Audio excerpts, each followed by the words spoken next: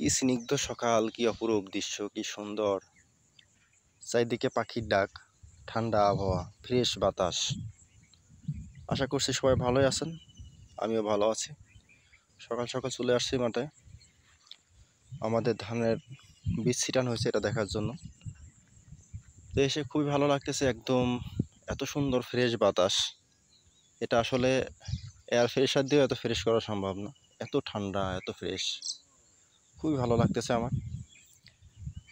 ওই দেখতেছেন ওখানে ধোঁয়া উঠতেছে, ওখানে কিছু আগাছা পুড়াচ্ছে মানুষ। আর এদিকে দেখতেছেন সবাই পাট চাষ করেছে, আর আর এদিকে দেখতেছেন সবাই ভুট্টা চাষ করেছে। আর এদিকে কিছু কিছু ভুঁই পাট বুনেছে, এটা ওইটা, পাটগুলো বেশ জ্বালাই গেছে। তবে আমরা আর পাট বুনতেছি না, আমরা ধানের চাষ করবো এবার। দেখেন পুরা মাঠ একদম ফাঁকা পড়ে আছে, একদম পুরা মাঠ। এই মাঠের ভিতরে এখন গরু, ছাগল, মহিষ নানান কিছু খাওয়াচ্ছে। আর কিছুদিন পরে এই পুরা মাঠে ধান লাগানো হবে। আগে এই মাঠে প্রচুর পরিমাণে পাটের চাষ করা হতো, কিন্তু এখন আর সেই চাষ করা হচ্ছে না, কারণ পাটে যে পরিমাণ পরিশ্রম, আর সেই পরিশ্রম অনুযায়ী টাকা আসে না।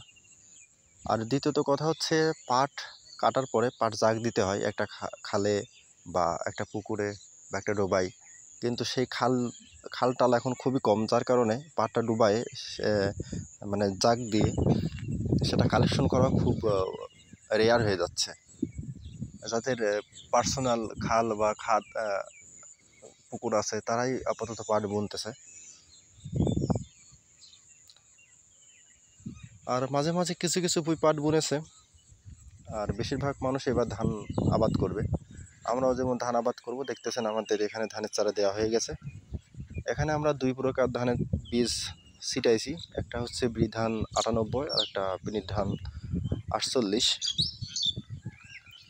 ওই পাশেরটা 48 আর এই পাশেরটা 98।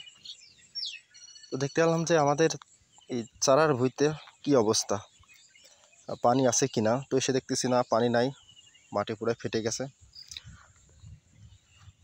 আরেকটা জিনিস দেখতেছি যে এখানে এই যে জায়গায় জায়গায় ছোপ ছোপ, এটার কারণ হচ্ছে যে ধান ছিটানোর পরে তার একদিন পর থেকেই বৃষ্টি হয়, বৃষ্টি হয়ে ধানগুলোই গোছাই গোছাই এক জায়গায় হয়ে গেছে, তার কারণে কোনো ছোপ ছোপ মতো দেখা যাচ্ছে। আর দ্বিতীয়ত হচ্ছে এখানে ইঁদুরে খুব ঝামেলা করতেছে মনে হচ্ছে, দেখেন ইঁদুরে এই ধানগুলো খেয়ে গেছে।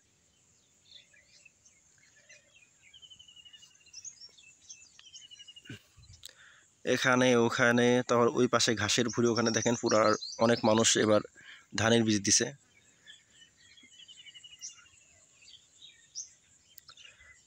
ধানের পরিশ্রম কম, আবার ধানের দামও বর্তমান অনেক ভালো। আর এই মাঠে আমরাই সব থেকে আগে ধানের বীজ ছিটাইছি, আমাদেরটাই বস বড় হয়েছে। আর মানুষ 2-3 দিন আগে দিছে, দেখতেছেন এই যে ধানের বীজগুলো একদম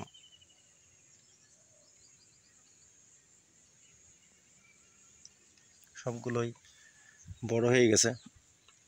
অল্প কিছু সার দিতে হবে আর একটু জল দিতে হবে, মাটিগুলো ফেটে যাচ্ছে।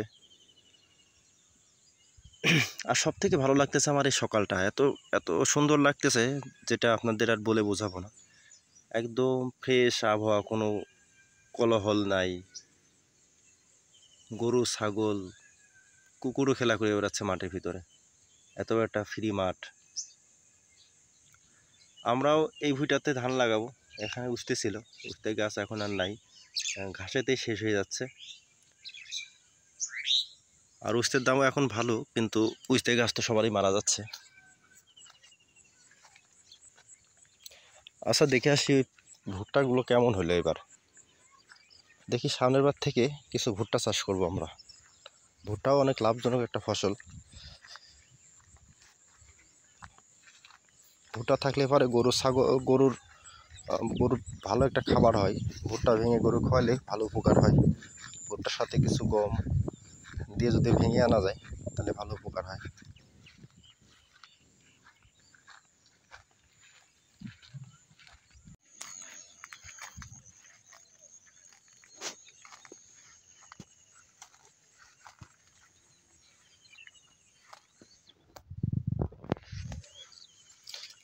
এটাকে ভুট্টার মুসা বলা হয় আমাদের এলাকায়। মুসাগুলো বেশ বড়ই হয়েছে। এই যে এর ভিতরে আবরণের ভিতরে ভুট্টা আছে।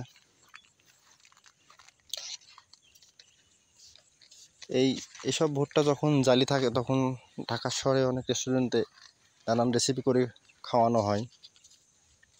আবার এই জালি ভুট্টাগুলো যদি গরুর সাইলেজ করে কেটে গাছ সহ কেটে গরুর দেওয়া হয়, গরুর একটা প্রিয় খাবার। আর ভুট্টায় অনেক শক্তি, গরুর সব থেকে প্রিয় খাবার বলা যায় যখন ভুট্টাগুলো নরম নরম হয় মোচার ভিতরে। একটা মোচা খুলে দেখি কি অবস্থা।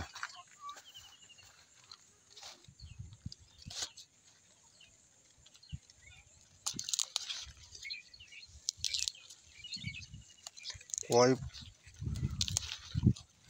কয় পল্ল এর ভিতরে দেখেছেন, কয় পল্ল দিয়ে এখানে আটকানো দেখতেছেন।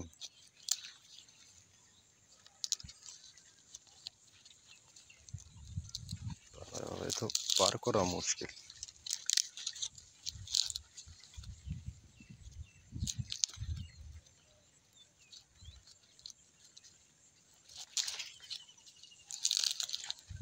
এই যে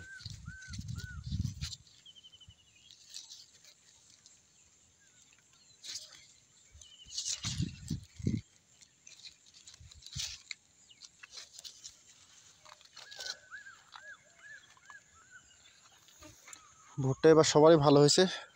সামনের থেকে আমরাও এখানে ভুট্টা চাষ করব। ভুট্টা একটা লাভজনক ফসল।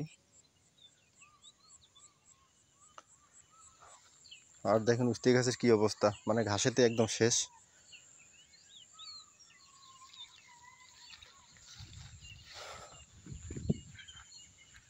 তো ভালো থাকবেন সবাই। মানে এত সুন্দর আবহাওয়া ভিডিও না করে আসলে পারলাম না। আর চারিদিকে প্রকৃতিগুলো এত সুন্দর লাগতেছে, ফ্রেশ বাতাস, মানে কি বলবো আপনাদের, সকালবেলা একদম ফ্রেশ বাতাসের থেকে মনে হয় আর কিছু হয় না। কলিজা ঠান্ডা করা বাতাস যাকে বলে।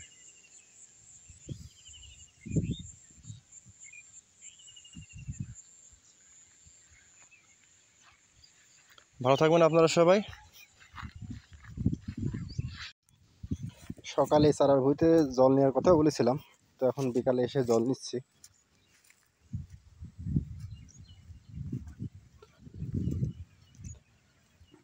ওই যে ফিতা দিয়ে ওখানে এমনিতে জল আসতেছে, এর থেকে আটকে দিতেছি, ওখানে আটকে দিতেছি। এখন এই আল দিয়ে আমাদের চারায় জল যাচ্ছে। মাটি ফেটে গেছে তো জল দেওয়া খুব ইমার্জেন্সি হয়ে গেছিলো। ভাবছিলাম যে বৃষ্টি হবে মনে হয়, তো বৃষ্টি আর হলো না, তার কারণে জল একটু নিয়ে নেওয়া লাগলো। মোটরের সিস্টেম আছে বন্ধ করে দিয়েছে। আর এই ভুঁই যত জল আছে গেলে পরেই আমার হয়ে যাবে।